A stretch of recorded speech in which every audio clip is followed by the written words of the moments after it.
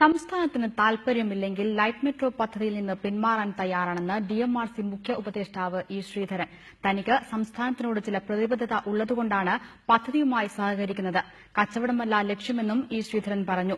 Light metro പദ്ധതിയുടെ consultancy കരാർ ഡിഎംആർസിക്ക് നൽകിയത് മാനദണ്ഡങ്ങൾ പാലിക്കാതെയാണെന്നുള്ള വി ശിവൻകുട്ടി എംഎൽഎയുടെ ആരോപണത്തിന് മറുപടി പറയുകയായിരുന്നു ഇ ശ്രീധരൻ. തിരുവനന്തപുരം, കോഴിക്കോട് നഗരങ്ങളിൽ നടപ്പാക്കാൻ ഉദ്ദേശിക്കുന്ന ലൈറ്റ് മെട്രോ പദ്ധതി ചർച്ച ചെയ്യാൻ സംഘടിപ്പിച്ച സെമിനാറിലാണ് വി ശിവൻകുട്ടി എംഎൽഎ ഡിഎംആർസിക്കെതിരെ കടുത്ത വിമർശനങ്ങൾ ഉന്നയിച്ചത്. ഡിഎംആർസിക്ക് കൺസൾട്ടൻസി കരാർ നൽകിയത് മാനദണ്ഡങ്ങൾ പാലിച്ചല്ലെന്ന് ശിവൻകുട്ടി എംഎൽഎ ആരോപിച്ചു. ലോകത്തെ ഡിഎംആർസി മാത്രമല്ല ഈ പ്രോജക്ട് ചെയ്യും. ഒരു സ്ഥാപനത്തെയോ ഒരു വ്യക്തിയെ മാത്രം ആശ്രയിച്ച് മൊത്തം കാര്യങ്ങൾ നമുക്ക് ലോകത്ത് എവിടെയെങ്കിലും നടത്താൻ പറ്റില്ല. എന്നാൽ വിമർശനങ്ങൾ ഉന്നയിച്ച ശേഷം ഇ ശ്രീധരന്റെ മറുപടി കേൾക്കാതെ ശിവൻകുട്ടി എംഎൽഎ പോകാനിറങ്ങിയതോടെ കോൺഗ്രസ് നേതാക്കളും എംഎൽഎ തമ്മിൽ വാക്കുതർക്കമായി.